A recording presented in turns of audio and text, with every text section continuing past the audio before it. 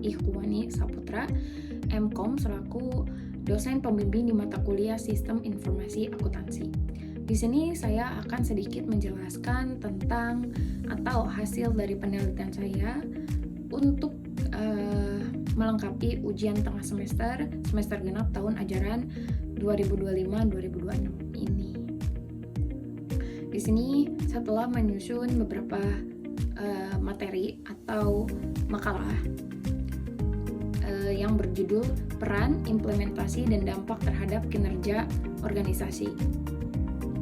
Makalah ini disusun untuk memenuhi tugas ujian tengah semester mata kuliah Sistem Informasi Akuntansi. Nah, rumusan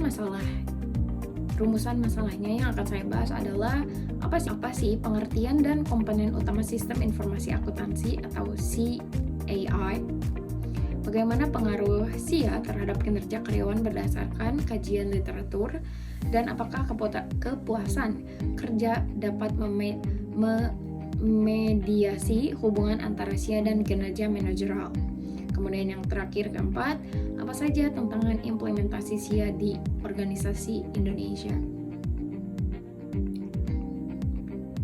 Nah, untuk pengertian sendiri, SIA itu adalah merupakan suatu sistem yang mengumpulkan, mencatat, menyimpan, dan memproses data guna menghasilkan informasi bagi pengambilan keputusan. Ini menurut Romey dan Stein pada jurnal mereka yang diterbitkan tahun 2018. SIA mengintegrasi sumber daya manusia, prosedur data, perangkat lunak, infrastruktur teknologi informasi, serta pengendalian internet untuk menghasilkan laporan keuangan dan informasi manajerial yang andal. Nah, di sini juga banyak nih komponen sistem informasi akuntansi, di mana yang pertama ada sumber daya manusia atau people yang mengoperasikan sistem dan melaksanakan berbagai fungsi dari sistem tersebut. Yang kedua, prosedur dan instruksi yang digunakan untuk mengumpulkan, memproses, dan menyimpan data. Yang ketiga, datang dengan organisasi dan proses bisnisnya. Data tentang organisasi dan proses bisnisnya. Yang keempat, perangkat lunak, software yang digunakan untuk memproses sebuah data. Dan yang kelima adalah infrastruktur teknologi informasi, termasuk komputer, perangkat jaringan, dan perangkat keras pendukung lainnya. Yang kelima, pengendalian internet dan langkah-langkah keamanan yang menjaga keamanan data SIA. Kemudian saya akan menjelaskan tentang tantangan implementasi SIA di Indonesia, di mana dari sintesis kedua jurnal dan kajian literasi pendukung terhadap beberapa tantangan utama, saya menyimpulkan ada sekitar 5 poin, yaitu keterbatasan infrastruktur teknologi, terutama di daerah terpencil, dan organisasi berskala kecil menengah atau UMKM. Yang kedua ada resistensi perubahan dari karyawan yang terbiasa dengan sistem manual, kemudian berganti menjadi sistem lebih ke modern, maka mereka memerlukan pendekatan manajemen perubahan yang tepat. Yang ketiga, biaya implementasi yang mahal atau cukup tinggi ya.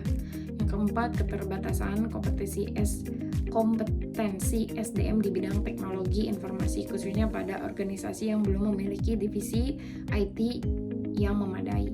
Yang kelima yaitu resiko keamanan siber yang semakin meningkat seiring dengan digitalisasi data akuntansi.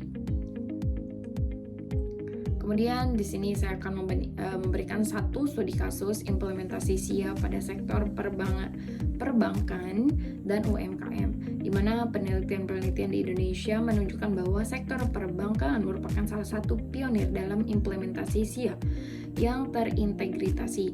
Bank-bank besar seperti Mandiri, BCA, BNI telah menggunakan core banking system yang terintegrasi dengan model akuntansi kompetitif, memungkinkan pelaporan real-time ke regulator dan manajemen puncak. Di sisi lain, UMKM masih menghadapi tantangan signifikasi dalam mengadopsi sistem SIA. Penelitian dari jurnal MAMI tahun 2025 menunjukkan bahwa implementasi sistem akuntansi berbasis web pada UMKM mampu mengurangi kesalahan pencatatan hingga 60% dan mencatat pembuatan laporan keuangan secara drastis. Temuan ini menegaskan bahwa SIA bukan hanya relevan untuk organisasi besar, tapi juga memberi manfaat yang nyata bagi entitas kecil seperti UMKM di desa-desa. Nah, kesimpulannya apa sih?